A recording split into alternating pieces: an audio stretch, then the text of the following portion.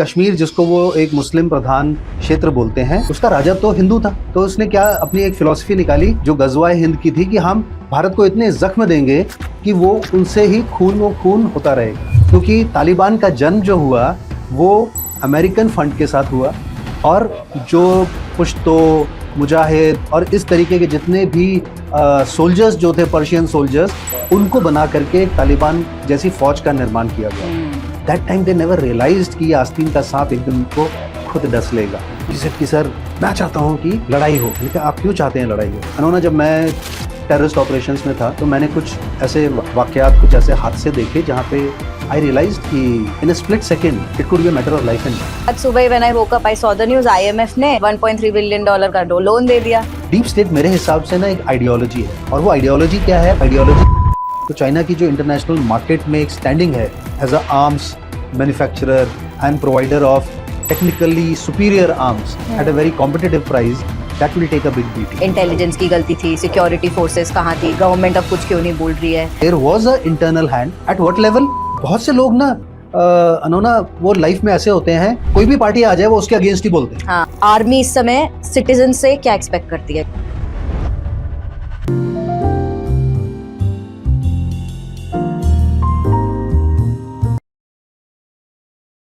नमस्ते सर। नमस्ते। Thank you so much for first of all joining me today and आज 10th मई है, we are recording it around 10:30।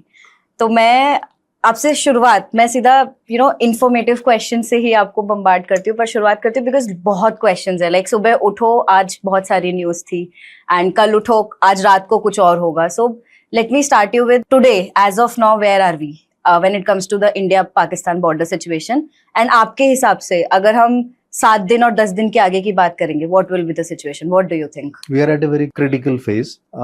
This is the phase where जिसको हम बोलते हैं कि दुश्मन का मनोबल तोड़ने वाला फेज होता है। तो you will find that lot of things would be happening because in any case हमने पिछले 2 से 3 हमलों के अंदर उसको बुरी तरीके से झकझोर दिया है। मतलब he is almost shuddering. Okay. Now his ability to take correct actions or to defend his own installations, they were exposed to the world. लोगों को समझ में आ गया कि पाकिस्तान का एयर डिफेंस या जो एक बेसिक डिफेंस होता है कंट्री का, वो भी नहीं काम किया। तो as a nation they must be asking lot of questions to themselves कि हम कहाँ फेल हो गए, हमारी प्रायोरिटीज कहाँ पर थी कि हमने इन चीजों पे ध्यान नहीं दिया।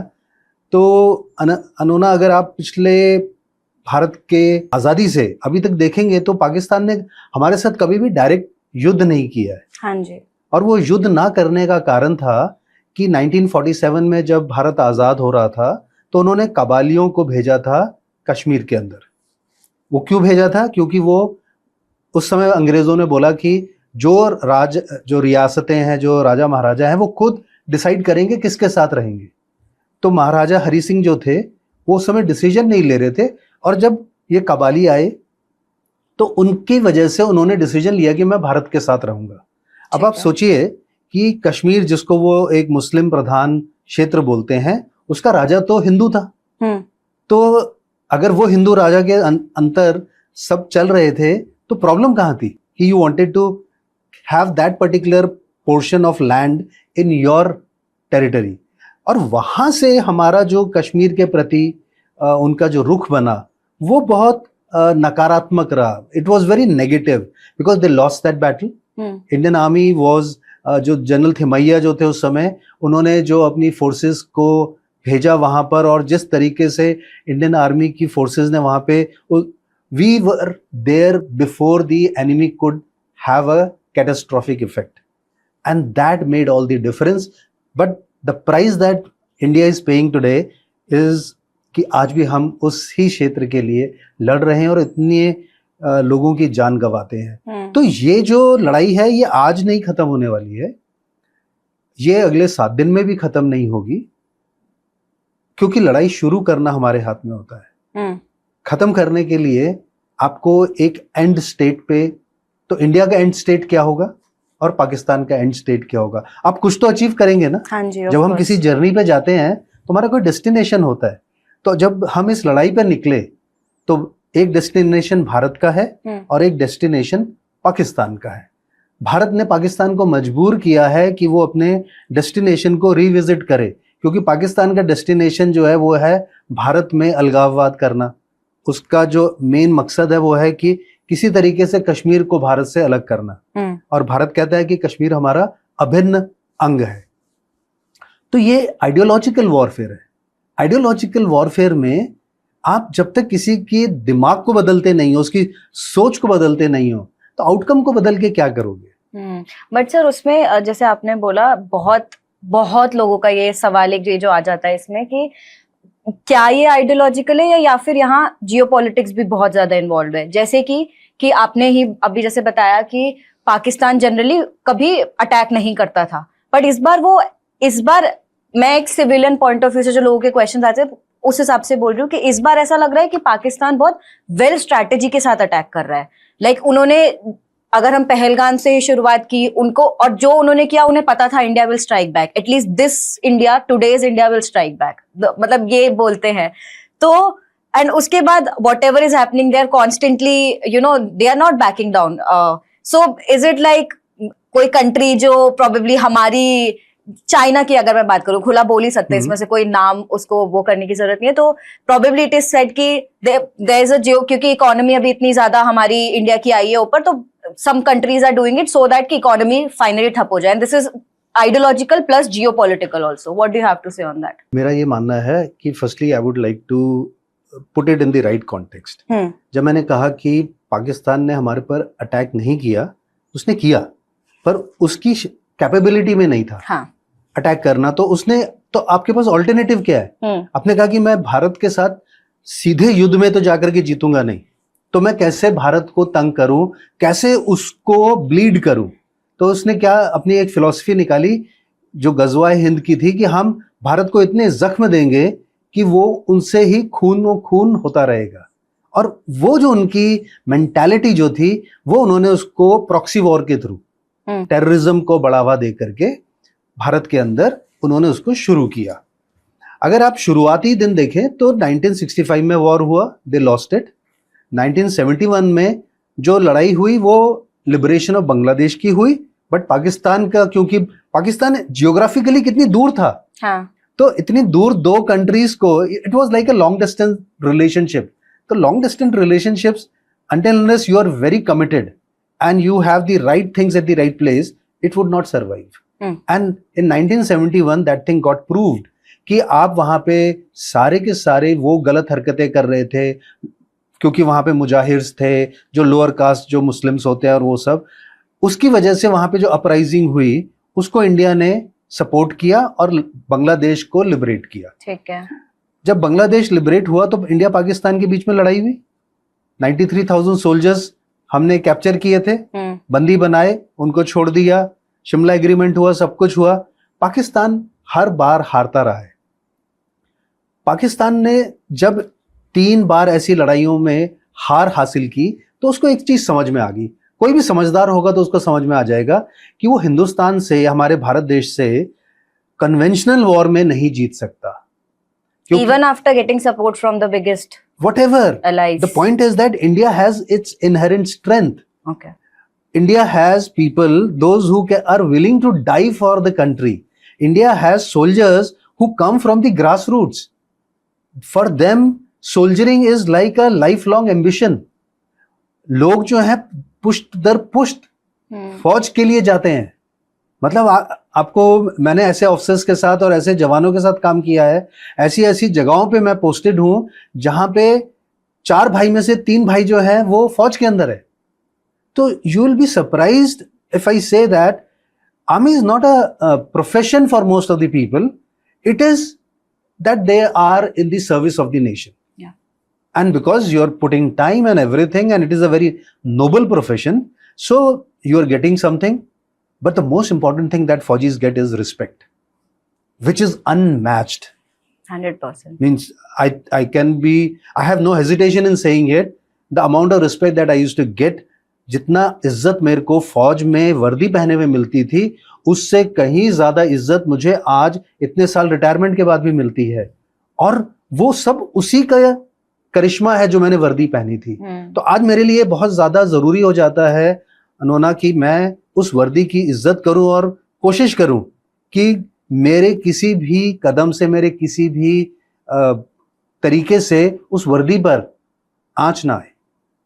अब हम जब वापस बात करते हैं अपने देश के जियोपॉलिटिक्स की, तो बहुत सारे लोग हैं जो चाहते हैं, लेकिन पाकिस्तान को यह चीज समझ में आ गई थी कि वो कन्वेंशनल वॉर में नहीं जीत पाएगा।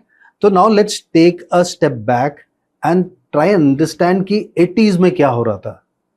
80s में अफगानिस्तान के अंदर रशिया ने एंटर किया था, ठीक है, और रशिया ने कम्युनिज्म, क्योंकि रशिया जो था वो कम्युनिस्ट कंट्री था, तो इट वाज सेड दैट कि Russia would spread communism there.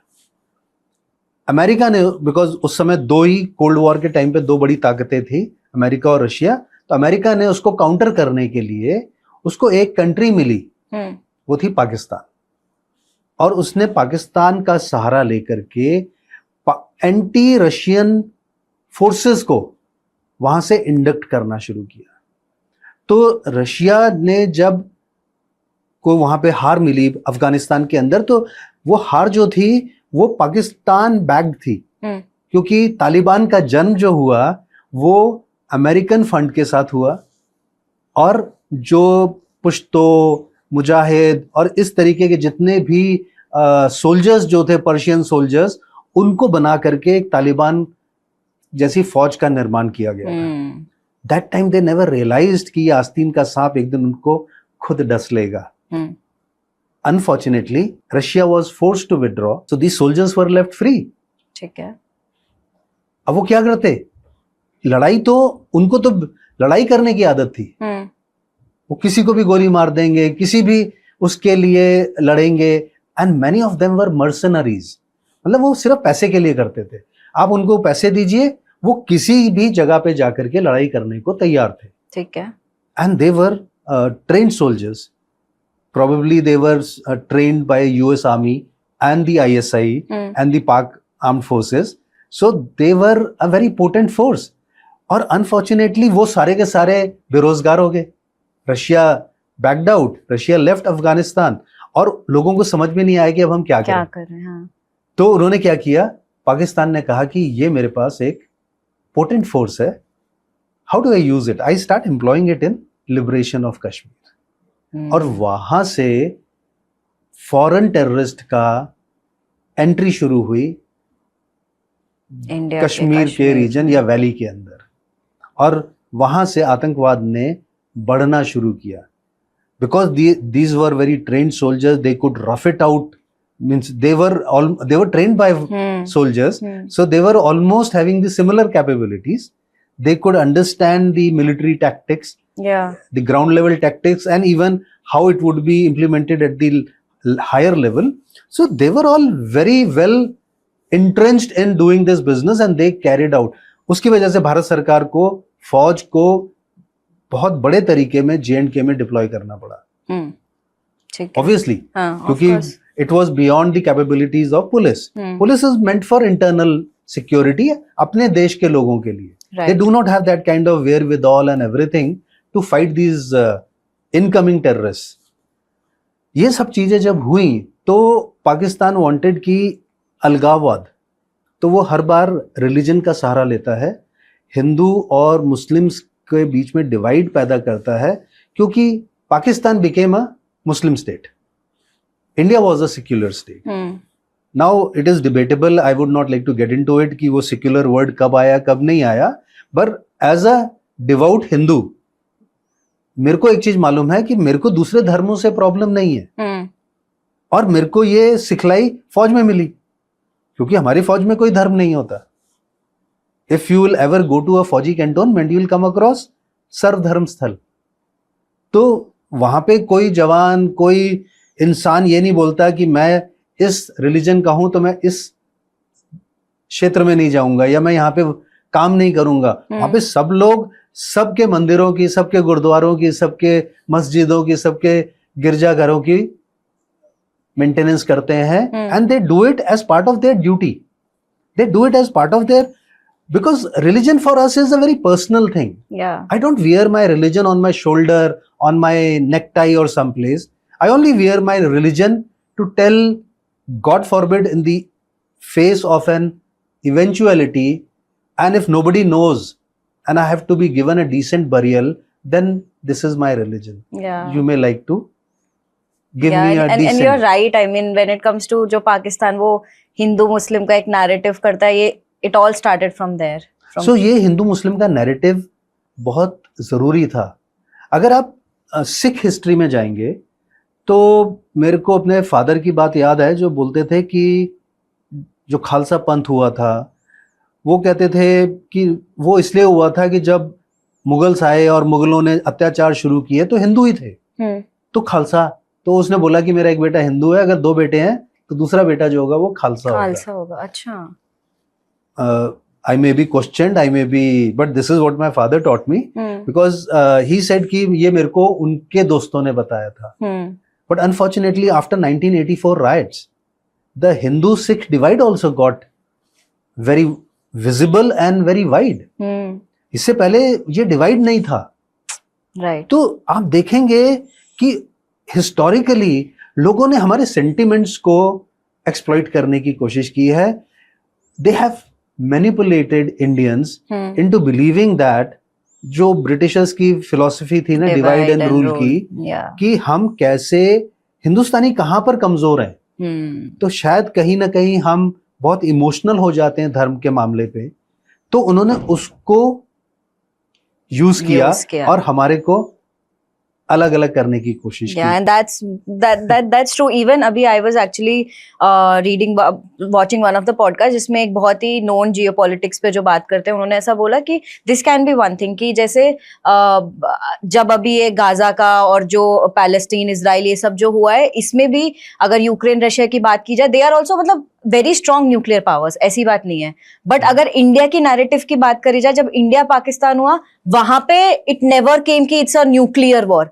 India Pakistan में नैरेटिव ही न्यूक्लियर वॉर कर दिया है. भले ही पावर्स रशिया उससे बेटर है, बट यू नो जो गेम होता है वो नैरेटिव्स का बहुत ज्यादा है. Like you rightly mention, it's because sentiments पे हमारा हिंदुस्तान काफी चलता है, and that is why a lot of things you know flow that way and that happens. What do you have? मतलब I really want to ask कि अभी भी जैसे कॉन्स्टेंटली चल रहा है सोशल मीडिया का एक जो कॉन्स्टेंट बैटल है, कि मीडिया को तो बहुत इस समय इस तरीके से भी बोला जाता है कि stop you know spreading fake news, and her 2 minute में वो जो ताजा खबर सायरन बज रहा है कि नई खबर आ रही है and all of that. So we have to stop that. What do you think? Where it stops, how it stops? Yeah. I'll come in a very direct manner. ठीक है. Lot of people will think that I'm a bit arrogant in that. किसी ने मेरे से पूछा, कहता है sir आपको क्या लगता है लड़ाई होनी चाहिए ना? मैंने कहा होनी नहीं चाहिए पर होगी. I don't wish that there should be a war, but I can see that we cannot avoid war at this situation. So he said कि सर मैं चाहता हूं कि लड़ाई हो. मैंने कहा आप क्यों चाहते हैं लड़ाई हो? तो he said कि मैं इसलिए चाहता हूं लड़ाई हो क्योंकि हमें पीओके पे कब्जा करना है. And I was wondering कि इसको पीओके के बारे में कुछ मालूम नहीं है. एंड 1971 में जब हमने उसको नहीं लिया वापस, जब हमारे पास एक बार्गेनिंग चिप थी, 93,000 सोल्जर्स लेके बैठे हुए थे, पाकिस्तान ने पीओके उसी समय इख्तियार किया था. That is was the time when PoK was acquired by Pakistan. And हमने उससे बार्टर डील में उसके 93,000 सैनिक छोड़ने के बदले हमने उससे कुछ भी नहीं मांगा. क्यों? I think I'm not in a position to answer that. We can go back in history. We can point fingers at a lot of people. ठीक है. My thing and which I learned so far in my life, and army has a big role to play. मैंने क्या किया अनोना, इससे कोई फर्क नहीं पड़ता है. आज की ग्राउंड रियलिटीज क्या है और जो इंसान उन ग्राउंड रियलिटीज को झेल रहा है उससे बहुत फर्क पड़ता है. तो मैं ये बोलूं कि यार मैं तो ये करता, मैं नहीं डिसीजन ले रहा हूं. आज मैंने अगर उन जवानों को लेके जाना है मैं 10 बार सोचूंगा, because to each and every mother I am responsible, to each and every wife I am responsible. I have to go and give that bad news. So I will be very careful the decisions that I am taking. Unfortunately, जो लोग बात करते हैं अपने AC offices में बैठ करके चाय पे चर्चा करते हैं, उनको ना फौज के इम्प्लीकेशंस मालूम होते हैं, ना शायद वो जिंदगी में कभी वो अपने घर के दरवाजे के बाहर लड़ने के लिए जाएंगे। वो शायद अपने जमीन जायदाद के लिए लड़ेंगे, सब चीजें करेंगे, लेकिन देश के लिए लड़ने के टाइम पर 99% लोगों का एक ही मानना होता है कि सर मैंने ना चंदा दिया है। हाँ, very true. Because this I came across during of Kargil, जब कोर्सेज टर्नकेट हो गए थे और we were going back from Mhow, तो हमारा कोर्स खत्म हो गया था, we were going back to our units so that from there with our units will go for Kargil. तो हर एक स्टेशन पे बहुत सारे यंगस्टर्स होते थे और वो बोलते थे, कहते फौजियों हम तुम्हारे साथ हैं, ये वो करके। तो we were naughty young majors no, तो हमने 3-4 लड़कों को पकड़ा और ट्रेन में बिठा लिया। अच्छा। हाँ। हमने कहा यार तुम हमारे साथ हो तो चल लो। हाँ। वो लिटरली वो रोने लग गए। अभी तो ट्रेन ने खिसकना शुरू किया था and we had no intention of taking them. हमने सोचा कि थोड़ी देर के बाद छोड़ देंगे, मतलब क्या 10 सेकंड बैठेगा हमारे साथ, फिर हम छोड़ देंगे। वो रोने लग गया literally, and when we asked him कि व्हाई, तो ही सेड कि सर मैं 500 रुपए दूंगा। So that made a dent somewhere in my psyche. और हम उसके बाद क्योंकि डिस्कस करते हुए जा रहे थे, तो हमने कहा कि क्या हम ऐसे लोगों के लिए एक सबब हैं, एक ऐसा एग्जाम्पल हैं जो हमारी शायद कीमत जो है 500 रुपए लगाते हैं। But in 1999 500 rupees was not a big amount, but it was not a small amount either. Yeah. But this was an amount. Exactly. Yes. So what is the amount that you put for someone's sacrifice?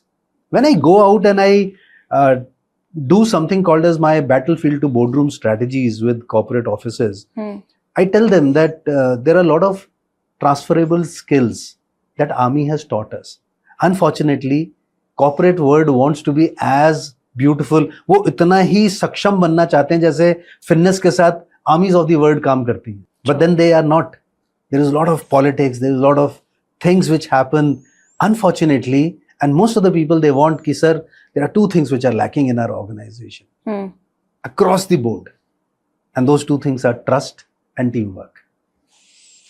And armies of the world, they work on this principle only. On these two principles, yeah.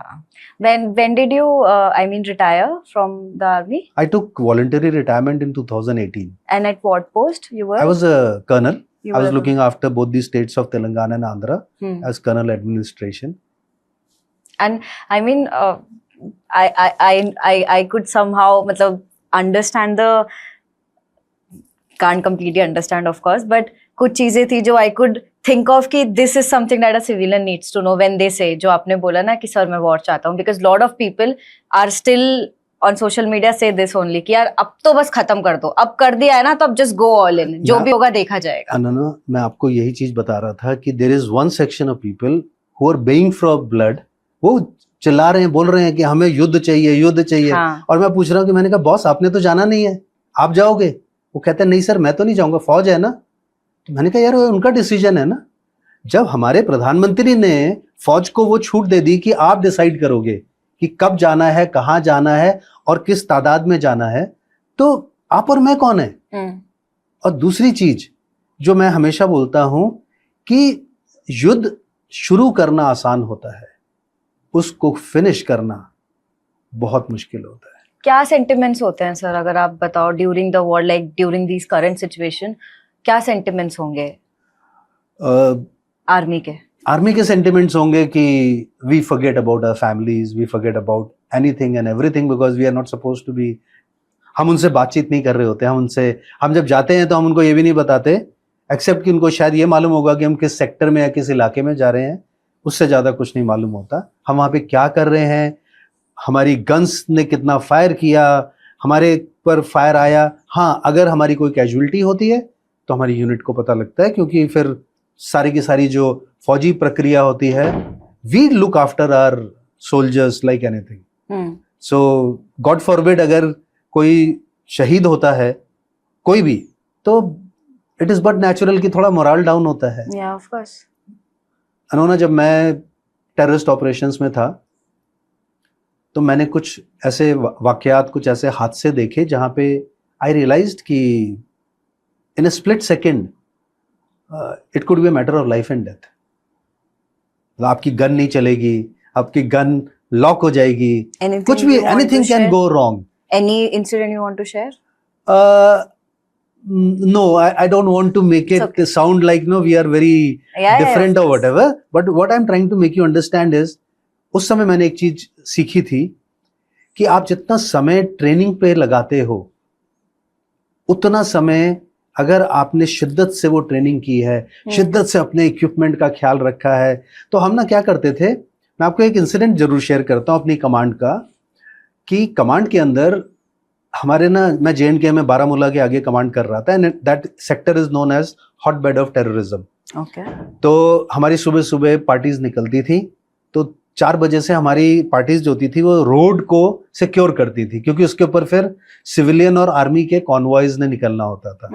कुछ parties जाती थी जो कि ambush establish करती थी, जिन्होंने, हमारे पास information आती थी कि इस इलाके के अंदर टेररिस्ट की बॉर्डर से घुसने की इंटीमेशन मिली है, तो हम उनके लिए नाका लगाते थे, एम्बुश साइट्स ऑक्यूपाई करते थे। All these things used to be happening simultaneously because there was certain things which were part of the administrative setup and there were certain things जो कि हमारे operational requirement के लिए बहुत जरूरी थी।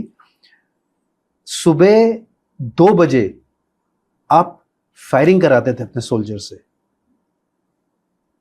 तो मेरी जब फैमिली आई तो हमारे को गर्मी के दिनों में समर वेकेशंस के दौरान परमिशन लेकर के 2 महीने के लिए फैमिलीज को रखने की परमिशन मिलती है।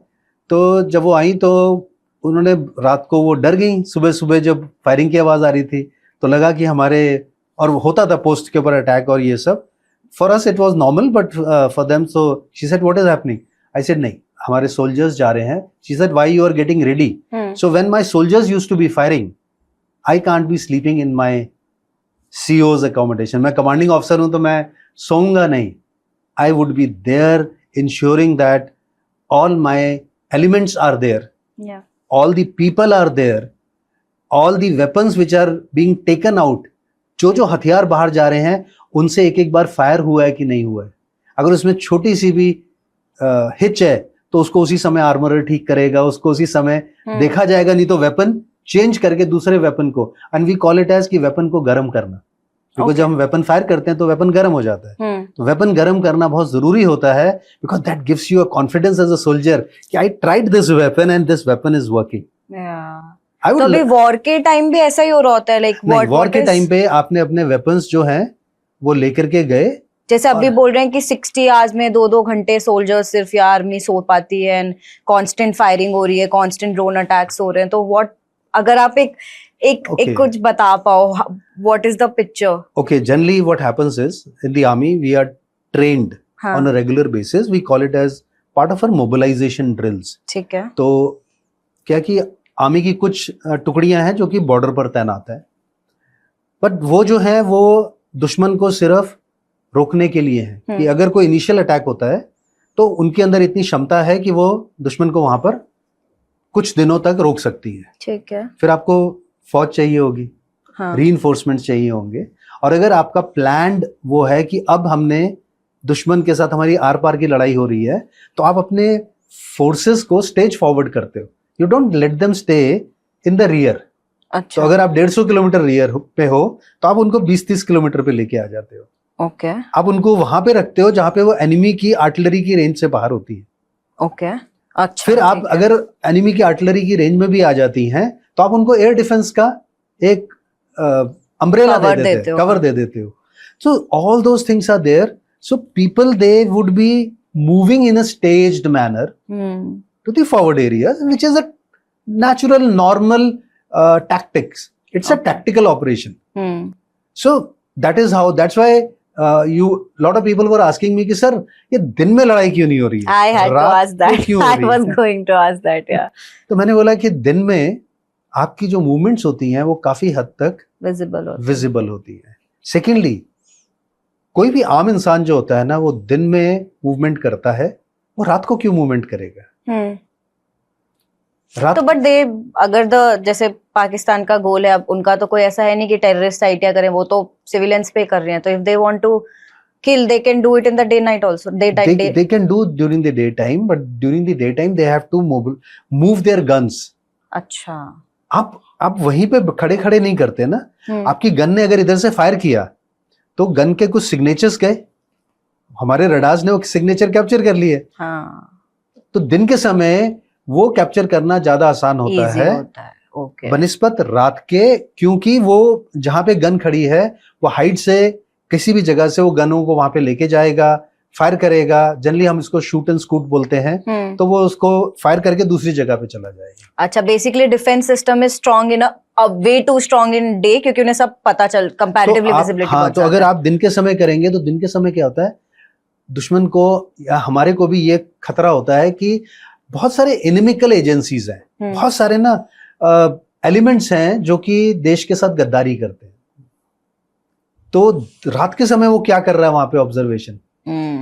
दिन के समय तो अपने खेत में जा रहा है, कुछ कर रहा है. रात के समय बड़े लिमिटेड लोग होते हैं जो कि बाहर होते हैं. So if he gets caught और she gets caught then they have a hell to answer. Yeah, of course. But during the daytime it's like people are going for their everyday work.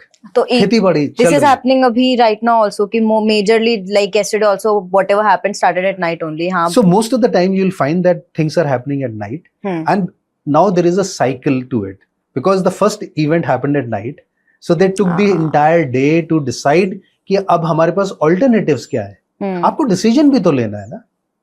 Bharat ने already अपने options तैयार कर रखे हैं. We have best alternative to a given situations. So अगर पाकिस्तान ये करता है, पाकिस्तान ने भी ऐसे कुछ तैयार किए होंगे. But the problem right now is कि पाकिस्तान जो है it is on the back foot. So on the back foot it is on the back foot. Okay. So that is why Pakistan is now reacting to whatever India is doing. But what makes you say that it is on the back foot? Because narratives जो अगर उनकी side से, तो उनकी side से narratives तो यही है कि जो इंडिया आ रहा है हम मार रहे हैं and we are very strong, कुछ नहीं नुकसान हो रहा है and we are going to give answers. अनोना, हमें ना इसके लिए अपनी मीडिया और अपने उस पर नहीं जाना चाहिए. पाकिस्तान की तरफ से इतने वीडियोस आए हैं. अगर मरकज तैयबा जो मुरीदके में जो मॉस्क था, अगर आप वीडियो देख लीजिए जो कि पाकिस्तानी डाल रहे हैं, that mosque has been completely destroyed. Azhar Mahmood के छोटा भाई जो है वो मारा गया है. द मास्टरमाइंड जिसने 24 साल की उम्र में IC-814 जो कंधार का जो हाईजैक प्लान था उसको बनाया था, and he was the operational head of Jaish e Mohammed. हाँ जी, हाँ जी. सो वो मारा गया है, उसकी सिस्टर्स मारी गई हैं, उसके किथ एंड किन उनके बच्चे मारे गए हैं. सो ही हैड टू पे. I have no words to express that उसको करनी का फल मिला है. उसने इतने लोगों को, इतने निहत्तों को, इतने आम इंसानों को जिनकी कोई गलती नहीं थी. अगर आप एक सोल्जर के अगेंस्ट फायर कर रहे हो तो आई कैन स्टिल अंडरस्टैंड. आप आम इन लोगों के करीब वो कर रहे हो. अभी भी अगर आप देखो पाकिस्तान की स्ट्रेटेजी क्या है. Now I will ask you a question. You tell me कि what is Pakistan doing? What is Pakistan targeting? The one thing you mentioned कि जो they want us to bleed at point to point, पर particularly जो मैंने आपसे पहला question किया, that's what I feel कि it's more towards a geopolitics thing कि जो उन्होंने defense में, जो पाकिस्तान के defense ने बोला ना कि we have always been the क्या था, वेस्ट के लिए हम हमेशा एक कठपुतली वाला काम करते हैं, whatever exact words जो थे. तो I certainly feel कि this time जो strategy ये है कि there has already been a strategy from a global level from their global allies, and it's all to break the economy and break the sentiments of the Indian civilians. And okay, yeah, Pakistan, if you see, Pakistan is only targeting civilians. yes. Pakistan फौज के साथ Akhnoor sector में, Nowshera sector में, Poonch sector में eyeball to eyeball contact पे है. वो तो रोज ही लड़ाई होती है, उसका तो जिक्र ही नहीं होता. वो तो 10 दिन से चल ही रही थी ऑलरेडी. कब से चल रही थी, और वो पहलगांव के पहले भी हो रही थी. So that was never ever in the eyes of the media. Problem is कि व्हेन टेंशंस राइज, जब थोड़ी सी गर्मी बढ़ती है तो पाकिस्तान बड़ी बचकानी और बड़ी कायराना हरकत करता है. वो हमारे सिविलियंस को टारगेट करता है. उसने गुरुद्वारे पे अटैक किया, Yeah. वो लोगों पे अटैक कर रहा है।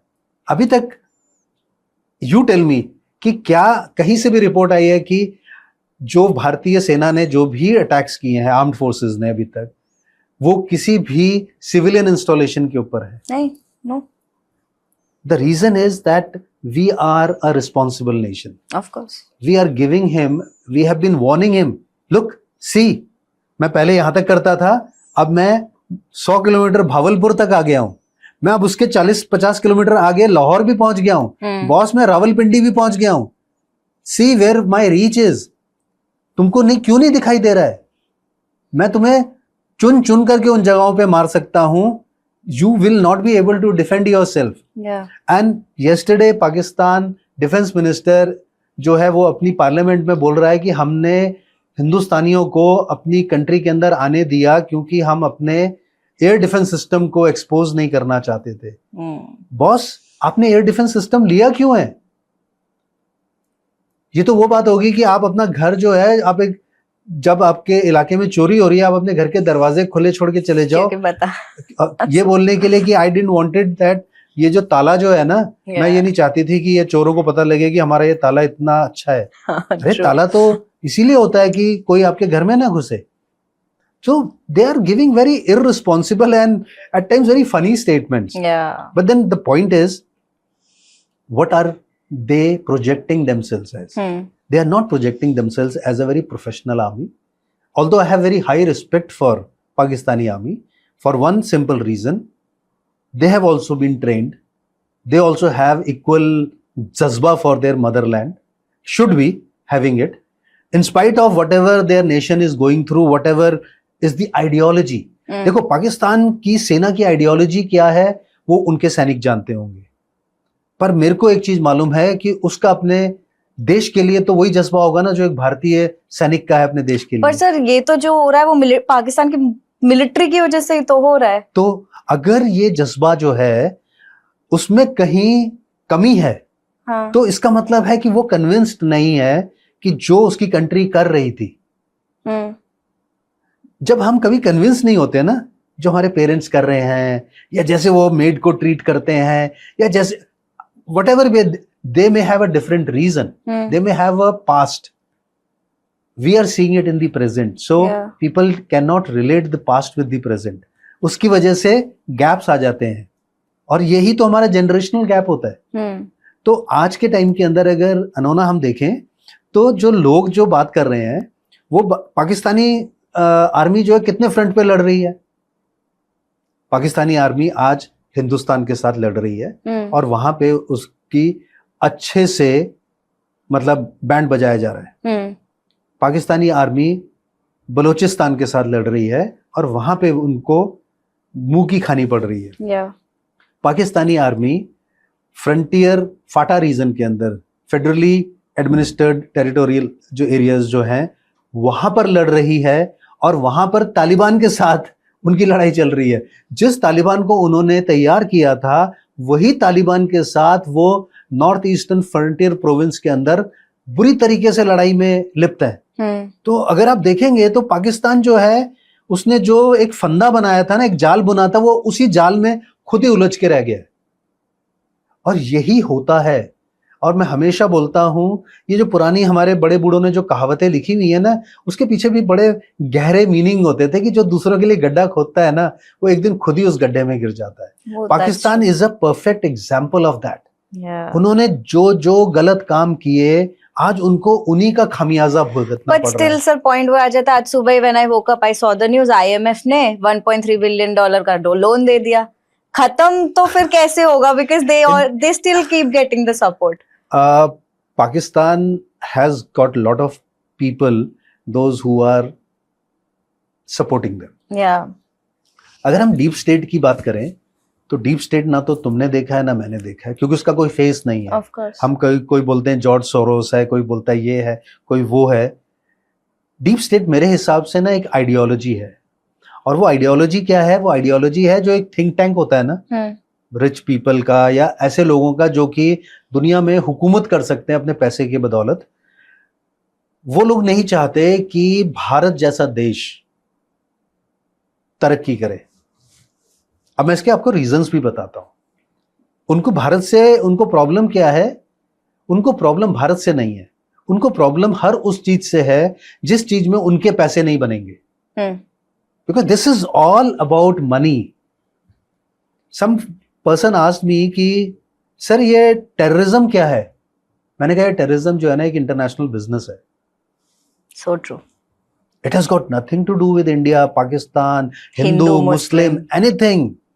मैंने कहा it is a international business. मैंने आज एक नया वेपन सिस्टम बनाया है, एक नई गन बनाई है जो कि AK-47 से भी अच्छी चलती है। Where do I test it? I have tested here in the ranges, I have tested here in the ranges, I have tested in the perfect condition trials, everything. Now I want to test it outside. I want to see that the kind of massacre it can do. Give it to terrorist organization. Once it is seen that, oh, it was able to spray bullets like anything, and with one person, no, he was able to eliminate so many. Because जब वो ऐसी हरकत करते हैं तो क्या होता है? एक न्यूज आती है, उस न्यूज के अंदर लोगों को समझ में आता है कि ये हुआ, and sensationalism no catches attention. हम लोग बड़ी आसानी से अट्रैक्ट हो जाते हैं उसकी तरफ। That is what is happening. अब यही क्वेश्चन उठ रहा है ना कि अब ये आया है तो now they will, जो आपने बोला बिजनेस होगा, they'll buy more weapons now and the war will continue. It will go on. Absolutely. So they want कि इंडिया और पाकिस्तान के बीच में लड़ाई चले। India was a growing economy. In fact, in one of my interviews earlier, I had mentioned this thing, and I do not hesitate in saying that कि भारत एक प्रगतिशील देश था, है, ठीक है। Why? Because भारत जो है वो अपने आप को स्टेप बाय स्टेप जिस तरीके से लीप्स एंड बाउंड्स में इकोनॉमिकली रेस कर रहा था, it was unmatched. In last 10 years it has reached in the top 5. Of course. It was slated to go into the top 3. 2047 का जो goal top 3 4 and operation Sindoor के एक दिन पहले ही हुआ कि we have come on fourth number. Yeah. So by 2030 India would have been there in the 3rd position. But what do you think, what will happen now? I mean, I think we are a very mature nation, and the maturity of a nation is seen. You see, अगर हम आज की leadership को देखें तो military leadership में you find there is perfect coordination. All the 3 armed forces are working beautifully together, and the way they have, उन्होंने जिस तरीके से ना पाकिस्तान को इनसर्कल किया है, उसको हम अगर बोलते हैं ना तो हमने उसको इन्वेस्टमेंट कर ली है उसकी। मतलब पहले आइसोलेट किया, अब उसको इन्वेस्टमेंट करें। तो इन्वेस्टमेंट इज समथिंग लाइक कि हम ना उसके चारों तरफ एक रस्सी का फंदा डालते हैं और अब वो फंदा हम टाइट करना शुरू कर रहे हैं। So that is what we have started doing. अगर हम डिप्लोमेटिक फ्रंट पे देखें तो India has been having only victories there. Pakistan has been diplomatically isolated internationally. There is, except 2 countries, Azerbaijan and Turkey, there is no other country, and they are also supporting because in the name of religion कि ये Muslim country. But China तो है ना, China का जो stake है पाकिस्तान के अंदर बहुत ज्यादा स्ट्रांग है। जो ग्वादर पोर्ट है वो चाइना बना रहा है, जो उसके हाईवेज हैं वो चाइना बना रहा है। तो अगर तुम देखो तो चाइना ने इतना इन्वेस्ट कर रखा है ना कि उसको सपोर्ट करना ही पड़ेगा। तो उसके पास अब कोई चारा नहीं है पाकिस्तान को सपोर्ट करने के अलावा। तो but if this escalates, so China will be there. What do you think about US?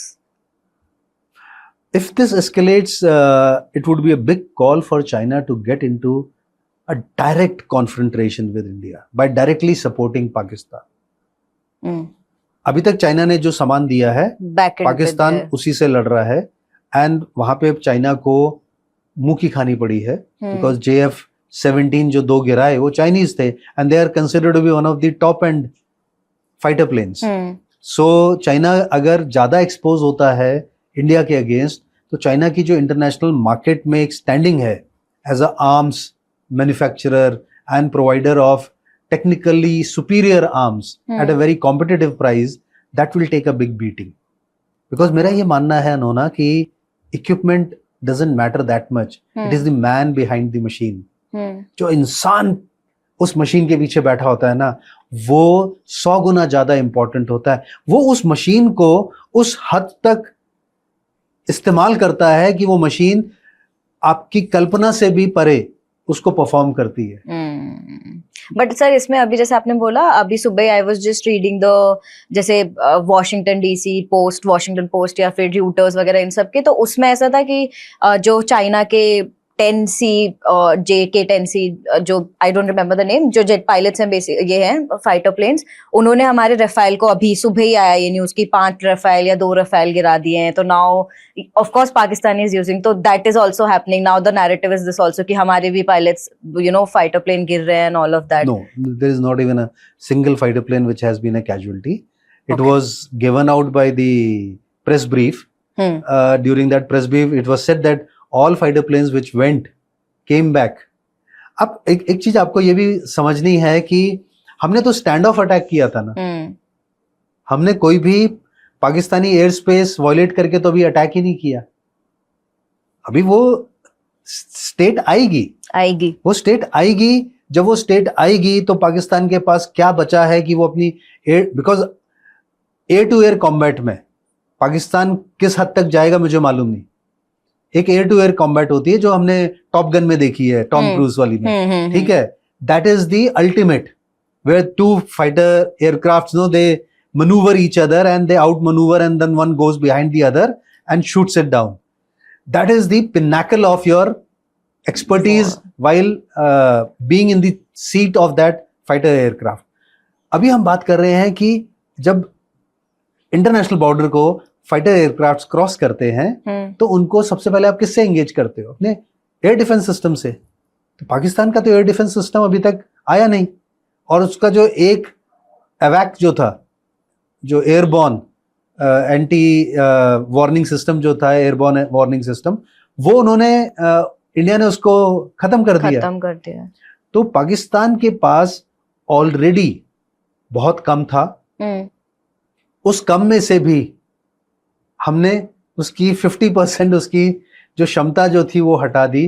तो will Pakistan be in a position to expose, because ये जो एयरबॉर्न सिस्टम्स होते हैं ना, ये हवा में होते हैं, they are mobile platforms.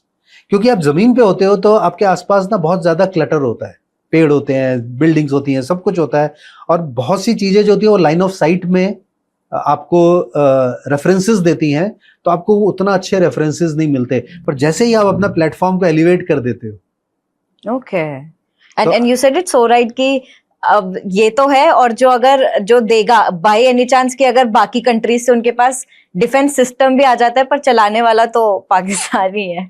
Ultimately no, it is the person behind the machine. या person, it is never ever about आप मेरे को सोफिस्टिकेटेड से सोफिस्टिकेटेड वेपन दे दो, it doesn't make a difference. Soldiers तो नहीं भेज पाएंगे ना, एलाइज। मेरे अंदर जो कमिटमेंट है, मेरे अंदर जो देश के प्रति जो भावना है ना, वो मेरे को जब कुछ भी नहीं होता तो वो मेरे को बेनेट लेकर के, जो आगे जो गन के आगे जो बेनेट लगी होती है ना, फिर वो मेरे को उस पे मजबूर करती है कि अब मेरे पास असला बारूद सब खत्म हो गया तो भी मैं अपनी पोस्ट नहीं जाने दूंगा। Wow. But do you have the same commitment? So that is what matters when it comes to our Air Force pilots. They are one of the best in the world. So how can you think of messing around with our pilots? Yeah, so true. हमारे जब ना planes इतने advance नहीं थे 1971 war में, तब हमने Pakistani F-16s को मार गिराया था जब नेट थे। तो अभी आप सोचिए कि अभी तो हमारे पास state of the art Sukhoi 30 Rafale हैं, तो हम उनको क्या उनका हश्र करेंगे? I think they can not imagine right now. The only thing is right now it is the fundamentalist arrogance that is still making them behave in this manner. अगर वो समझदार लोग होते, फंडामेंटली मोटिवेटेड नहीं होते, उनका भारत के प्रति जो एक नफरत की भावना है ना, वो इतनी स्ट्रांग नहीं होती, तो शायद वो एक अच्छे पोजीशन पे आकर के सीधे बोलते कि I think we got the message and we will mend our ways. There is no point of beating us blue, but what they are doing is they are forcing Indian Army, they are forcing Indian Armed Forces, they are forcing India as a nation to take those steps which are going to be probably the last nail in the coffin of Pakistan. Pakistan. But do you think this will escalate behind the borders, like beyond the borders, I mean? It is. There is no doubt about it. Look, we are a very mature state. हम बड़े परिपक्व nation है. हमारी जो maturity level है वो आपको अभी भी डिस्कशंस में दिखाई देती है कि प्रधानमंत्री ने ना सिर्फ जो सिटिंग चीफ्स थे उनके साथ बल्कि जो एक्स चीफ्स थे उनके साथ भी डिस्कशन किया. उन्होंने कुछ और लोगों को बुलाया बिकॉज वी मस्ट अंडरस्टैंड कि prime minister is not a military man, he is a statesman. वो एक राजनीतिज्ञ है. He would like to understand कि जो ये हो रहा है या ये जो चीज शुरू हो गई है और होनी बहुत जरूरी थी, इसका अंत क्या होगा. Because ultimately at the end of the day somebody has to pay a price. Yeah, of course. Who will be that side which will pay more price? That only history will tell, or people those who survive will tell. देखिए history जो होती है ना वो हमेशा जो जीतता है ना वो लिखता है. Yeah. तो Very हम true. जो हिस्ट्री लिखेंगे या हमारे आने वाली जनरेशन्स के लिए, क्योंकि ये एक डिफाइनिंग मोमेंट है इंडिया में. आज इंडिया ने बहुत सालों के बाद 70-75 सालों के बाद इस तरीके की एक एक्टिविटी की है. हाँ, एक्चुअली जहां पे उन्होंने बोला कि पाकिस्तान को उन्होंने बोला कि दोस्त, we treated you like a good neighbour, you were our biggest business partner, we wanted you to be flourishing. हम चाहते थे कि तुम फलो फूलो, क्योंकि अगर आपका पड़ोसी खुश नहीं है तो आप खुश कैसे रहोगे. वो कुछ ना कुछ टुक टुक टुक टुक करता रहेगा. But what he did, he kept on sending terrorists, he kept on spreading terrorism. वो हमेशा अलगाववाद, हमेशा religiously motivated चीजें करता रहा हमारे देश के अंदर. अब जब हमने उसको एक करारा जवाब दिया है तो उसके हक में क्या है? उसके हक में है कि have a graceful exit. Yeah. Unfortunately ये जो फंडामेंटलिस्ट मेंटालिटी है वो आपको नहीं सिखलाती है.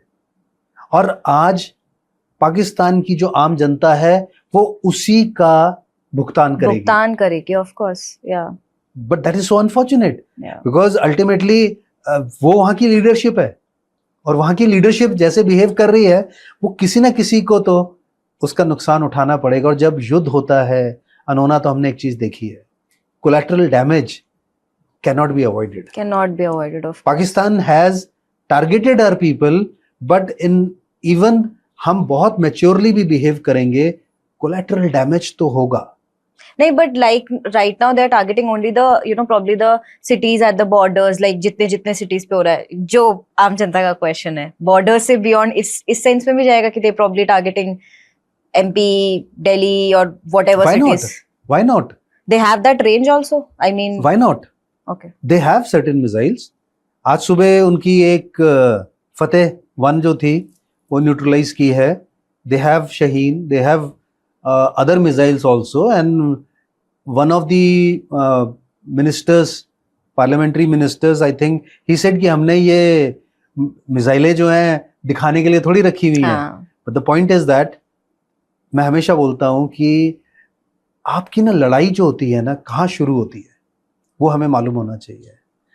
तो मैं आपके दर्शकों को भी ये बताना चाहूँगा कि चाहे आप धर्म युद्ध कर रहे हो, चाहे देश के लिए लड़ाई कर रहे हो, या आप अपने बिजनेस में कहीं पे भी लड़ाई कर रहे हो ना, we all keep on fighting for something that we feel is right. सबसे पहले लड़ाइयाँ ना यहाँ पे शुरू होती हैं और यहीं पे जीती जाती है. Once you win this battle in your mind, thereafter you start winning that battle on ground. And most of the Indians, and especially the Indian Armed Forces, we have always had this thing कि we can win a battle against Pakistan because we know that morally we are right, ethically we are correct. So what is it that हमें डर किस बात का है? हमने तो आपके देश में जाकर के कुछ गुंडागर्दी नहीं की, हमने अलगाववाद नहीं पैदा किया, हमने आपके देश को नीचे गिराने की कोशिश नहीं की. हम कभी भी आपके देश का कोई मुद्दा यूएन में नहीं लेके जाते. आप ही बार बार हमारे को उजागर करने की कोशिश कर रहे हो, वो चीजें बताने की कोशिश कर रहे हो जो कि हो नहीं रही हैं. आप you are watching India from a very tinted glasses. आपको अपने ग्लास का कलर चेंज करना पड़ेगा. हो सकता है कि बहुत बार हम कहते हैं ना कि बाहर मौसम अच्छा नहीं है, जब हम ग्लास के थ्रू देख रहे होते हैं. तो किसी So फिलोसोफर ने कहा था ना कि यार एक बार ग्लास को भी तो साफ करके साफ देख लो. करके देखो. Yeah. हो सकता है धूल ग्लास के ऊपर हो. तो जब दोनों देशों के बीच में जब ये रिलेशन है, तो अनोना मेरा ये मानना है कि जो ये ग्लास है इसके ऊपर बहुत सारी धूल चढ़ी हुई है, उस धूल को साफ करना बहुत जरूरी है. बट वो तो आई डोंट थिंक उनकी साइड पे तो होगा. बट आई कैन से कि देयर इज लॉट ऑफ, कभी कभी हमारे खुद के लोग भी काफी नैरेटिव्स बनाते हैं, and sometimes a civil war happens inside a country also. I think that can something that we can do. That personally I believe कि every Indian should unite and stand behind the army and the nation. जहाँ क्योंकि हमारे government, जैसे मैं आपको sir मैं बताती हूँ, कमेंट्स आते हैं व्हेन आई सी दैट. सो 4-5 जो मेजर कमेंट्स आए हैं मैं आपको बताती हूँ, आप बताइएगा उस पे. जैसे स्टार्टिंग से पहलगाम से स्टार्ट करती हूँ. तो ऑफ कोर्स की इंटेलिजेंस की गलती थी, सिक्योरिटी फोर्सेस कहाँ थी, गवर्नमेंट अब कुछ क्यों नहीं बोल रही है, लेट्स वो वहां से स्टार्ट होता है. फिर अभी आता है व्हाई डू यू थिंक कि इलेक्शन से पहले ऐसा कुछ हो रहा है, you know something like this is happening. And मतलब कॉन्स्टेंटली अब पहलगाम हुआ तो पाकिस्तानी सिविलियंस दे सेड कि they moaned it, but when this Sindoor is happening तो अ किड डाइड दैट्स की. तो उस पे हम भारतीय, हमारा कल्चर ऐसा थोड़ी बोलता है कि how can you say something bad to this. So all of this statements are कि गवर्नमेंट क्या कर रहे हो, क्यों कर रहे हो, ये क्वेश्चंस कॉन्स्टेंटली हमारी जनता भी करती है. पर ये क्वेश्चंस कब आते हैं? जब इंसिडेंट हो जाता है. जब तक इंसिडेंट नहीं हुआ था. तो एक चीज बताओ मेरे को, इतने सारे लोग पहलगाम क्यों गए थे? बिकॉज दे फेल्ट कि it was a safe place. So the point was government wanted to project that कि अभी हमने आर्टिकल 370 हटाया है, इलेक्शंस भी कराए सुप्रीम कोर्ट के कहने पर, सब कुछ कराया. Although the state was not ripe for that thing. The aim was, हम थोड़े से जल्दी में थे, और उस जल्दबाजी का कभी कभी ये खामियाजा. बिकॉज देखिए, जहां की आम जनता, जो ग्राउंड लेवल पे जो लोग हैं ना, जब तक वो पूरी तरीके से आपके साथ नहीं होंगे तब तक ये लड़ाई कुछ और दिन चलेगी. Because there is always a ground support for these terrorist. आप कहना चाहते हो कि चलो वहां पे फौज नहीं थी, पुलिस तो थी. फौज तो हर जगह नहीं होती, और फौज का तो काफी डीमिलिटराइजेशन हो गया उसके बाद, बट पुलिस तो थी. तो police, now I would not be saying anything because I am my self a man in uniform, कि हम सब पुलिस को किस नजर से देखते हैं और फौज को किस नजर से देखते हैं, आम जिंदगी के अंदर भी एक बहुत बड़ा प्रश्न चिन्ह खड़ा करता है कि क्या हमारे जो ये ओहदेदार हैं, are they actually doing their job? So there was a internal hand. At what level? No one knows it. Probably when people will get caught, when investigations are completed, हमें बहुत सारी चीजों के बारे में पता लगेगा. पर एक चीज है जरूर कि आपको रिस्क लेना पड़ता है. एवरी पीस इनिशिएटिव डिमांड्स कि कुछ रिस्क लिया जाए, क्योंकि अगर आप रिस्क नहीं लोगे तो पीस भी तो नहीं आएगा. Of course. तो वो रिस्क लिया, और जब ये हादसा हुआ तो जिनके परिवार ने लोगों को खोया, मेरी उनके साथ संवेदनाएं हैं, सब कुछ है, लेकिन at the end of the day they are still traumatised. सवाल कौन पूछ रहा है? जो एसी रूम में कहीं कोई बैठा है. बिल्कुल, जो थिंक टैंक्स हैं, जिनको कुछ लेना देना नहीं है, वो सवाल पूछ रहे हैं. And I have seen sir कि ये बहुत वेल एजुकेटेड लोग हैं. They are well educated from, probably जैसे I am pass out of Delhi university, तो मेरे बहुत कलीग्स होंगे and all of that, like proper well educated. They ask these questions. Why they are asking these questions is because they have found a gap in the narrative, and they are not interested in कि actually क्या हुआ था. Their agenda is something else. Their agenda is probably anti-national, or probably the party which is currently there against that. बहुत से लोग ना अनोना, वो life में ऐसे होते हैं, कोई भी पार्टी आ जाए वो उसके अगेंस्ट ही बोलते हैं. हाँ, very true, very true. Because they are anti establishment. तो उनके लिए कोई फर्क नहीं पड़ता कि कौन सी पार्टी पावर में है, उनको जो भी कुछ बोलना है, जो भी कुछ हो रहा है वो सही नहीं हो रहा है. तो इस तरीके के भी लोग हैं. तो आप इन सब लोगों के बीच में जो इतना शोर मचता है उसमें आप एक सैनिटी की आवाज ढूंढते हो, और वो सैनिटी की आवाज जो है वो आती है कि क्या ये युद्ध करके हम पाकिस्तान को सबक सिखा सकते हैं कि नहीं। तो was there a emotion involve? I think हमारी जिंदगी के जो भी डिसीजंस होते हैं 85% तो इमोशंस में ही होते हैं, of course, because as human beings we are Yeah. Emotional beings. या तो हमें ये कहना कि हम इमोशनल होकर के हमने ये डिसीजन लिया था, no, it was not a emotional decision, it was a well thought out decision. It was always on the cards कि पाकिस्तान ऐसी नापाक, ऐसी घिनौनी, ऐसी छिछोरी हरकत करने की काबिलियत रखता है, क्योंकि they have no compunctions, they have, उनको ना वो जो मोरालिटी वाला फाइबर है ना, वो शायद उनके किसी ने बचपन से उनको पिलाया नहीं है। So they will leave no stone unturned to break the fabric, the secular fabric of this country. और मेरा ये सोचना या मेरी जो लिमिटेड मिलिट्री नॉलेज है वो मैं उसके हिसाब से सोचता हूँ उनके कहीं पत्ते गलत पड़ गए। दे वांटेड कि देयर वुड बी आफ्टर वक्फ and all those things, there would be a big Hindu-Muslim divide because of this thing. अभी तक इतने साल के अंदर कभी किसी ने आपका जाति, धर्म, कलमा पढ़ते हो ये पूछ करके नहीं मारा था। So it was a very, I would say, a calculated attack to hit at the psychology, to hit below the belt, to do everything wrong, just to create a fissure. मतलब इतना बड़ा एक आप गैप क्रिएट करो दोनों समुदायों के बीच में, जिससे कि आने वाली जनरेशंस भी कांपे कि भाई ये क्या हो गया था। But then as luck would have it, no, मैं बोलता हूँ ना कि वो सैनिटी, वो एक जो समझदारी की आवाज जो थी, कहीं ना कहीं हमारे पॉलिटिशियंस ने, सब ने बचकाना कमेंट्स किए, सब कुछ किया, बट कहीं ना कहीं इंसानियत जिंदा रही। हाँ, ये है, यूनिटी कहीं ना कहीं रही। और मैं हमेशा बोलता हूँ कि as individuals, as human beings, no, we are very powerful beings. तो अगर हमें अपनी ताकत का अंदाजा है ना, तो जिनका नुकसान हुआ, अब उनको मालूम है कि अब वो उनका नुकसान किसी भी तरीके से, और उसके नुकसान में ना सरकार की लापरवाही थी, it was just destiny. And I say this कि वो 26 लोगों के लिए पूरी हजारों लाखों की आर्मी खड़ी है, उस बस वो 26 लोगों का। अब आप देखिए ना कि अब हम क्या कर रहे हैं, we are avenging their death, but avenging in what manner? We are not being brutal, in the righteous manner. We are doing it in the righteous manner. जैसे गीता में कहा है कि ये धर्म है, हमें बोला गया कि अहिंसा परमो धर्म परंतु हिंसा आपद धर्म। तो I am doing anything and everything which is in my self defense. So right now India is taking anything and everything which is so important for the nation.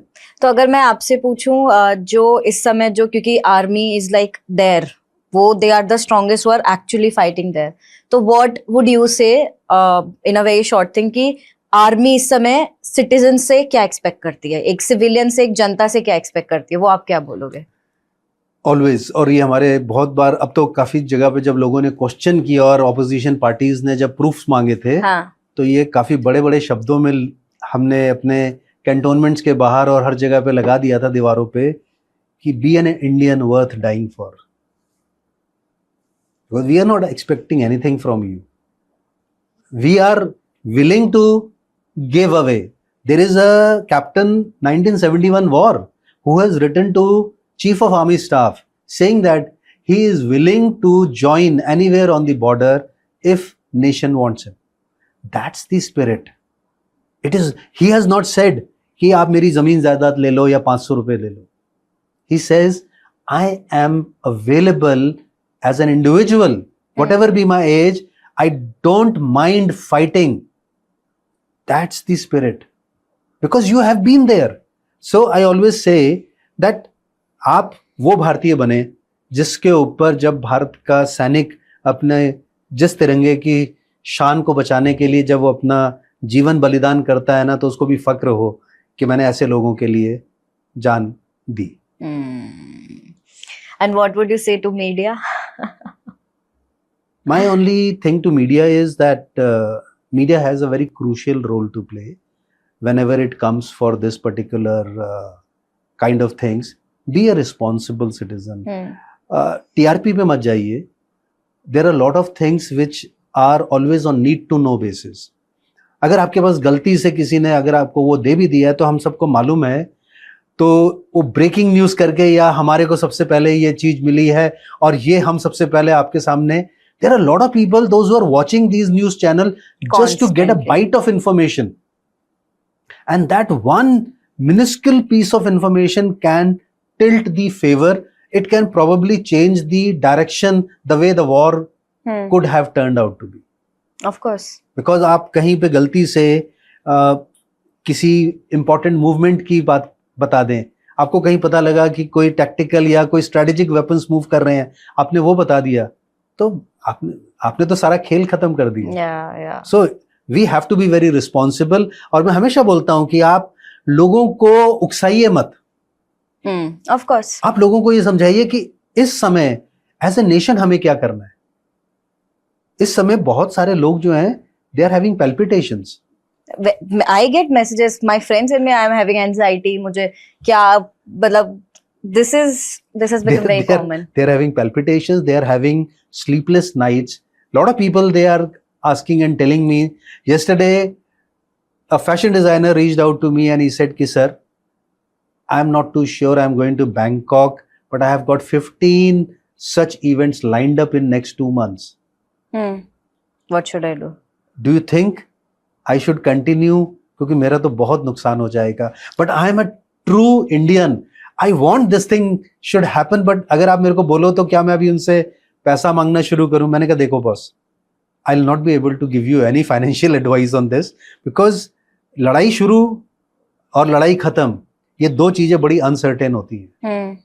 शुरुआत तो हमें मालूम होती है, खत्म कब होगी ये नहीं मालूम होता हमें. तो don't ask, but I would always say that there is no way you should be irresponsible in sharing news that may impact the course of a battle or the way this war is being fought. But आपसे अगर मैं sir पूछूं, best से best और worst से worst क्या scenario हो सकता है इस ये जो स्टार्ट हुआ है इसका, एंड कितना लंबा आपको लगता है ये चल सकता है, फिर भी एक अप्रॉक्स अगर आप अपना दें तो? Pakistan, if it is a full scale, right now it is not a full scale war. Right now it is not. And there is something called as war wastage rate. So when a full scale war breaks out, तो उसमें क्या होता है कि full scale war जब शुरू होता है तो वो मतलब हर फ्रंट पे शुरू होता है. तो हर फ्रंट पे जब गोलाबारी होती है तो आपके पर डे कितने गोले आपने बरसाए, वो आपकी लड़ाई करने की क्षमता होती है. आपके पास अनगिनत गोले नहीं है, आपके पास कोई ऐसी जादू की छड़ी नहीं है कि आपके गोले, अगर आज 1000 गोले खत्म हुए तो ऑटोमेटिकली 1000 गोले आ गए. आपकी जो फैक्ट्रीज हैं वो एक मात्रा में ही तो गोले बनाती हैं. और आपने अपने एक गोलों की जो या जो असला बारूद की जो खेप है वो आपने उतनी रखनी होती है कि आप कितने दिन की लड़ाई लड़ना चाहते हो. तो इंडिया की भी एक स्ट्रेटेजी है जो कि इंडिया के डॉक्ट्रिन के अंदर है, आर्म्ड फोर्सेस की, कि हम इतने दिन का वॉर वेस्टेज रेट रखेंगे. तो that is on need to know basis, so I will not like to share it. But the point is कि पाकिस्तान कितने दिन लड़ सकता है हमारे से. तो पाकिस्तान ने तो खुद ही खाली कर दिया, खुद ही ये जानकारी दे दी कि उसके पास एक हफ्ते से ज्यादा लड़ने का सामान आ जाएगा ना. अब तो अब they will buy more. जब लोग उसको सपोर्ट करेंगे, which is bound to happen, then it becomes a protracted battle, a never ending battle. कभी किसी ने सोचा था जब रशिया ने यूक्रेन पे अटैक किया था कि ये एक हफ्ते 14 दिन या एक महीने के बाद भी चलेगा? आज 3 साल हो गए हैं. So the point is all such battles we have to take a call कि हम इसको कब खत्म करना चाहते हैं. मेरा ये मानना है कि ये खत्म तब होनी चाहिए जो एंड स्टेट है वो भारत के हित में हो. अगर हमारे हित में होगी तभी हम एक स्ट्रॉन्ग कंटेंडर की तरह जाकर के नेगोशिएशन टेबल पे उससे अब की बार वो गलती नहीं करेंगे जो हमने 1971 में की थी. तो इस बार तो पर हाँ स्टेटमेंट भी वही है कि फर्स्ट मतलब एक्सेप्ट करो that you won't support terrorism, then only will stop. This is something that they have been very clear. मैं ना इसमें एक पाकिस्तान को एक और चीज बोलना चाहता हूँ, या पाकिस्तान को क्या बोलना चाहता हूँ मैं अपने, एक रामधारी सिंह दिनकर ने एक बहुत अच्छी कविता जो थी ना, उसमें बोला था कि जब नाश मनुष्य पर छाता है, पहले विवेक मर जाता है। पाकिस्तान के साथ बिल्कुल ऐसा हो रहा है। When their D-Day is coming, they have stopped thinking logically. अगर आप महाभारत के साथ इसको कंपेयर करें आज की, तो आप देखिए कि पाकिस्तान ने जो लॉजिकल थिंकिंग थी उसको उससे दूर किनारा करके वो सिर्फ और सिर्फ हेट स्पीच, हम ये कर देंगे, हम वो कर देंगे, it is more of verbal diarrhea. It's all that only. It's more of verbal diarrhea, and their entire strategy is aimed towards Indian cities, civilians. But can it be this कि जो आपने बोला कि एक हफ्ते तक उनका पास, जैसे for example they have for 1 week they have announced, so they are just trying to, you know, till the time they get more machineries. They don't have the wherewithal. They are a rogue state, failed state. उनकी economy नहीं है, उनके वो loan में मरे हुए हैं, दबे हुए हैं दुनिया भर से, और लोन ले लिया अभी, जैसे आपने बोला ना कि 1.3 बिलियन IMF से लोन ले लिया है। वो किसी का लोन नहीं पूरा करने वाला। पर तब भी लोन क्यों दे देते? That's the whole point ना, because लोग नहीं चाहते कि वो स्टेट खत्म हो। Exactly. वो स्टेट जिंदा रहना बहुत से डीप स्टेट के लिए, बहुत सी कंट्रीज के लिए जरूरी है, क्योंकि वहां से उनके जो एक्सपेंशनिस्ट एजेंडा है वो like you mentioned चलते हैं। तो कौन चाहेगा? वो कहेगा इसको अधमरा कर दो, आप मार के छोड़ दो, हम इसको फिर धीरे धीरे जिंदा कर देंगे। जैसे ही वो उसके अंदर ताकत आएगी, कुछ आएगा, तो वो फिर भारत के खिलाफ। So Pakistan is like a hydra, जो हम ग्रीक माइथोलॉजी में पढ़ते थे ना, कि आप उसका सिर काटो तो वो फिर सिर निकल आता है। तो terrorism is also like that. Unfortunately उसके आप कितने टुकड़े करोगे, उसका क्या करोगे। In fact I was just thinking कि अगर भारत पाकिस्तान को एनेक्स कर लेता है, एक्वायर कर लेता है, तो क्या एंड स्टेट होगा। अभी हम कश्मीर के अंदर इतने टेररिस्ट से जूझते हैं जो कि पाकिस्तान से ही आते हैं। अब हमने पाकिस्तान को कैप्चर कर लिया, वो तो वहीं पर है। हम जाने अनजाने में डायरेक्टली और इनडायरेक्टली उनके साथ अपना पीस खत्म कर देंगे, लिटरली। तो क्या वो हमारे लिए समझदारी है? Something to think about. जो लोग ये बोलते हैं ना कि जाओ खत्म, once ended once it for all, जाओ जितने हैं army, go there and, but क्या होगा and how practically is it possible, this has to be thought. आपको देखना है कि एंड स्टेट क्या होगा। अब लोग कल परसों बहुत डिस्कशन हो रहा था, मतलब लोग इतने सेंटिमेंटल हो गए थे, मेरे को लगा कि आपस में ना लड़ पड़े कि POK हमें अख्तियार करना चाहिए। एंड गुजरात में अगर एक Gujarati businessman is so excited, who has no military knowledge और whatever, and he is so vociferously defending कि हमें POK इख्तियार करना चाहिए, तो मैंने उससे 2-3 सवाल पूछे। मैंने पहला सवाल पूछा, मैंने कहा आप बलोच लिबरेशन आर्मी को कितना जानते हो? आप बलूचिस्तान को कितना जानते हो? वहां पे जो फंडामेंटलिस्ट जो प्रेजेंस है रिलीजन का, उसको आप कितना जानते हो? तो आप कह रहे हो कि बलूचिस्तान जो है वहां पे रेफरेंडम नहीं हुआ है। तो बलूचिस्तान ने तो कभी नहीं बोला कि वो इंडिया के साथ आना चाहता है। हाँ, उसे अकेला रहना उसने कहा कि मैं इंडिपेंडेंट स्टेट बनना चाहता हूं। तो हमने अगर उसको 1971 में अपने साथ मिला लिया, मतलब मिला के वापस ले लिया होता, तो शायद वो आज हमारा हिस्सा होता। या फिर दूसरा कंटिजेंसी क्या है कि आज हम कश्मीर के साथ साथ बलूचिस्तान में भी सेम टेररिज्म का लड़ाई कर रहे होते। Narratives could have been entirely different. The only thing is right now we are just carrying out an analysis, but this analysis is an isolation, so it may work, it may not work. मैं एक आपसे question पूछती हूँ sir, आम जनता का question again, कि अगर एक जो क्वेश्चन आता है कि पाकिस्तान के साथ चाइना का तो support, nobody will be announcing straight forward, I don't know, but if China is there and US also supports them, although US China का कोल्ड वॉर बोलते हैं, it is not possible, but still because we are again the growing economy, so we don't know. So agar India, China, Pakistan, China and US comes together, and we have Russia, we have Israel, who is strong? I think we are strong, firstly. I'll give you the reasons also for it. Not just because I'm an Indian and a soldier. We are strong because moral ascendancy is very important. That's the utmost important thing. Got it. So moral ascendancy में, if you see, Russia is fighting for its right. Russia is not doing anything wrong in Ukraine. There was something which both the countries decided when they got bifurcated or trifurcated or multiple furcated into 21 confederation of independent states. And there was a buffer between Russia and the NATO state. Ukraine tried to change that narrative. Ukraine ने बोला कि मैं NATO में चला जाऊंगा, तो अगर Ukraine NATO में चला जाता तो रशिया का बाकी कंट्री यूरोप के साथ बफर तो खत्म हो जाता. And that was the principle, because cold war खत्म हो गया नहीं हुआ, पर कब शुरू होगा फिर से, क्योंकि एंड स्टेट जो आपने बोला जो है वो कब होगा वो किसी को नहीं मालूम है. उस समय यूएसएसआर था, अब रशिया रह गया सिर्फ. But Russia is the only potent power of the erstwhile USSR. They would not like to lose out their supremacy in that manner. America has also seen that they cannot control the outcome in the world the way they wanted it to be, because of their own policies. And most of the problems, इस दुनिया में ज्यादातर problems जो हैं वो कहीं ना कहीं अगर आप देखेंगे उसके अंदर, तो उसमें आपको यूके और यूएसए का हाथ दिखाई देगा. काफी हद तक यूके का भी. पुराने टाइम का आप देखिए ना, सारे problems.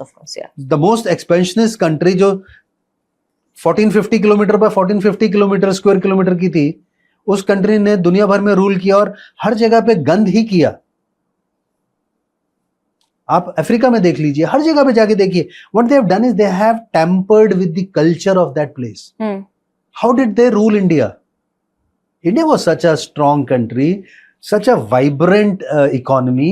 We were culturally very rich. So they said कि अगर हमने इस कंट्री को रूल करना है तो हमें सबसे पहले यहाँ के लोगों को कल्चरली मॉरली वीक बनाना पड़ेगा. I think it's our strength and it's our weakness. It's both that, our culture. So उन्होंने हमारे को ये दिखाया कि आपका कल्चर क्या है. Snake charmer. कौन सा स्नेक चार्मर यार? जीरो हमने दिया. कोलंबस जब इंडिया आया तो वो तो, वास्को डिगामा जब इंडिया आया तो गुम गया था, वो केप ऑफ गुड होप पे चला गया था. उसको हमने बताया कि भाई तुम इधर आना है. He was surprised to see that how Indians used to navigate using the stars. How big Indian ships were which were doing business across the globe. Unfortunately we have no knowledge of such information. तो एक आम हिंदुस्तानी में वो pride की भावना कहां से आएगी? उसके तो हमने यही सिखाया ना कि यार हम तो 250 साल गुलाम रहे. तो आज भी हम क्या करते हैं? आज भी हमको अपने नीचे 4 लोग चाहिए. हम पिछड़ी जाति को ऊपर नहीं उठने देते हैं. नहीं तो हमारा जो वर्ना सिस्टम जो था, it was very clear. There was no problem in that. And there was nowhere it was written कि ये वर्ण वाला बंदा ये नहीं कर सकता. तो I think it's very clear, like you mentioned कि चाहे कोई भी country, like the question was कि हम रशिया, इजराइल या सामने हमारे स्ट्रॉन्गेस्ट से स्ट्रॉन्गेस्ट पे आ जाए, just because we are strong morally and culturally, I think that makes a lot of difference in who wins. And that's why क्योंकि defence जो एक फाइटर जो भी हो गया, एक होता है इंस्ट्रूमेंट्स और दूसरा होता है इंसान. इंसान matters a lot when it comes to a fight. And even in case strong countries joins with Pakistan, they give them the most advanced weapons and everything, but just because it's Pakistan who is behind the weapon, I think that gives us an edge. Also one more thing, do they want to be isolated internationally even if they call the shots, because they are siding with a country which is considered as hub of terrorism. It is the hotbed of terrorism. But sir, then the point is this ना कि जो सारे international organizations हैं, they're not saying anything about it ना, they're fine with it. That's the whole point. देखो क्या है कि उनको एक चीज और भी समझ में आ गई है कि Pakistan cannot be wished away. हम ना विश करें और कहें कि ये कंट्री गायब हो जाए तो नहीं हो सकता. तो अनोना अब हमारे पास हमेशा हमें ये देखना चाहिए कि अब बेस्ट ऑल्टरनेटिव्स क्या है हमारे पास. हमारे बेस्ट ऑल्टरनेटिव्स, अगर as a statesman I am looking at it, तो मेरे पास ये बेस्ट ऑल्टरनेटिव है कि मैं पाकिस्तान को सपोर्ट करूं उसकी ग्रोथ में, ताकि वहां का बेरोजगार जो युवक है वो टेररिज्म को ज्वाइन ना करके वो कंट्री के ग्रोथ में ज्वाइन करे. बिकॉज वहां के लोगों में भी वही आग है, उनके अंदर भी वही जज्बा है कि यार हम साले 47 इयर्स या 47 में 2 कंट्री हुई थी, इंडिया कहाँ पहुंच गई और हम कहाँ हैं? एग्जैक्टली अभी कुछ दिन पहले मेरी हमारे जो मिलिट्री अटैची हैं यूके के अंदर, उनसे बात हो रही थी, तो वो बोल रहे थे, कहते हैं कि एक बड़ी अच्छी चीज पता लगी यहाँ पे। कहते यूके के अंदर पाकिस्तानीज जो हैं, जहां पे उनको लगता है कि things are not in their favour because we have so much of similarities, they project themselves as Indians because fortunately in last 10 to 15 years world has started perceiving Indians very differently. Of course As Indians you are respected, as Indians you are considered that oh these are the people. आप बताओ, ऐसा आपको कोई Indian मिला जो America गया और वहां पे जाके उसने टेररिज्म किया है? कोई ऐसा आपको हिंदू मिला है जिसने अमेरिका में जाकर के बोला हो कि ये ठीक नहीं हो रहा, वो नहीं हो रहा? We have contributed to their economy, we have imbibed their culture, we have seamlessly integrated with their systems. True We have never ever raised. See, we were adaptable. We were very adaptable. हमने बाहर की जो cultures आए उनको भी बड़े खुले दिल से एक्सेप्ट किया, या पर लोगों ने उसको हमारी कमजोरी समझा। तो अब वक्त आ गया है लोगों को ये बताने का, जस्ट बिकॉज कि मैं बार बार रिएक्ट नहीं कर रहा हूं तो बॉस आप मेरी कमजोरी को या मेरी इस एक्सेप्टेंस को मेरी कमजोरी मत समझो। It is not my weakness, actually it is my strength. I True. Can sort you out. And I think इससे मतलब that's what I feel sir कि जो एक नॉर्मल सिविलियन वो भी जो चाहता है ना कहीं जो एक्चुअली चाहता है कि कुछ कंट्रीब्यूट करूं, एटलीस्ट इस उत्साह को अगर द मोर दे, जो सोशल मीडिया पे 50 चीजें इधर 50 चीजें उधर, एटलीस्ट हर इंसान एक बार कंट्रीब्यूट इस तरीके से भी करे ना कि that we stand with you, we stand with our army, and so I think that will create a lot of जो कंट्रीब्यूशन Yes. की बात आती है कि because there's like you mentioned that's our power and we have to tell them that we are strong enough there You know, at that part. अनोना, मैंने हम बहुत बार अपने यूनिट में भी हंसते थे और हमारी भी आपस में बात होती है ऑफिसर्स में, जवानों के साथ भी, तो हमारे जवान भी बोलते थे, कहते साहब हमारे देश को ना हमारी ना 2 ही समय पे याद आती है, या तो जब 15 अगस्त 26 जनवरी या इस टाइप का कोई चीज होती है ना, तो लोग वो झंडा लेकर के घूमते हैं और फिर उसके बाद अगले दिन वो आपको झंडे जो होते हैं वो जमीन पे रोड पे पड़े हुए मिलते हैं, कहता। और दूसरा, जब there is a threat to the sovereignty of the country, जब लोगों के धंधा पानी के ऊपर खतरा पड़ता है तो उनको फिर फौजियों की याद आती है, कहता है नहीं तो उनको हमारी याद नहीं आती है। It was such a subtle but a very hard hitting statement True. And it is true in every respect. मतलब बहुत सी चीजें जो होती है ना, वो तो हम कहते हैं कि हमारे, इनसे तो हमें क्या लेना, ये तो अनजान लोग हैं, बट आपके अपने फ्लैश एंड ब्लड के लोगों के साथ भी आपका इस तरीके का रिलेशन हो जाता है, तो यू रियलाइज इट कि आपने अपनी कंट्री के लिए इतना सेक्रीफाइस किया है। आप अपने जन्मदिन पे नहीं थे, अपने वाइफ के जन्मदिन पे नहीं थे, आप अपने बच्चों के जन्मदिन पे नहीं थे, आप उनके पेरेंट्स टीचर मीटिंग पे नहीं थे, आप अपने फ्रेंड्स की, उनकी सिस्टर्स की, अपने बेस्ट फ्रेंड्स की, लंगोटिया यारों के आप वेडिंग पे नहीं थे, because you are posted somewhere, you are chasing terrorist, you are trying to defend the integrity of the nation, and what happened in the bargain? People were unforgiving. They still मतलब अब तो of course we have united because we need, like you mentioned, but people used to still say कि अरे यार war होता है तभी तो उनका कुछ काम आता है, otherwise they're free. These are the state, sir, you must, मतलब these are some things that people say out loud कि you know, I don't know how but they do. Actually, Army has kept itself insulated from the civilian world, so we are like a mystery to them. And जब mystery होती है तो लोग क्या करते हैं, वो उसको जिस तरीके से paint, because canvas is blank, तो आप उसको जैसे पेंट करना चाहते हो पेंट कर लेते हो। तो lot of people they ask कि सर जब आप पीस स्टेशन में हो या यहाँ पे हो तो क्या करते हो? हमने कहा यहाँ पे हम ट्रेनिंग करते हैं। In fact we don't want to be in peace station because वो नाम का पीस होता है, वहां पे पीस नहीं होता, बिकॉज हमारी फिलॉसफी यही है, the more you sweat in peace the less you bleed in war. तो we are out on exercises. अभी हम J&K से आए हैं, हम टेररिस्ट ऑपरेशन से आए हैं, अभी यहाँ के बाद हमारे को बोला जाएगा कि आपको शायद रिवराइन सेक्टर में या डेजर्ट सेक्टर में जाना है, मेरा एकदम ओरिएंटेशन चेंज हो जाता है. I have to train my people, train my soldiers. They were addressing enemy in a very different mode, stealth mode में चल रहे थे वहां पे. All of a sudden you have to now get into a DCB kind of a ditch cum bund. Desert operations are more on endurance. So how do you go about doing it? So it is not only a psychological mindset that requires to be changed. Your physiological things have also to be changed. Yeah. आपको अपनी combat dress change करनी पड़ती है, आपको अपने पहनावा change करना पड़ता है, आपको अपने ऑपरेशनल फिलॉसफी को चेंज करना पड़ता है. आई होप जो भी देख रही है, अगर सिविलियंस देख रहे हैं या अगर पहले तो अगर कोई आर्मी से भी देख रहे हैं, salute to you guys. And कोई भी देख रहा है, please listen to what sir is saying.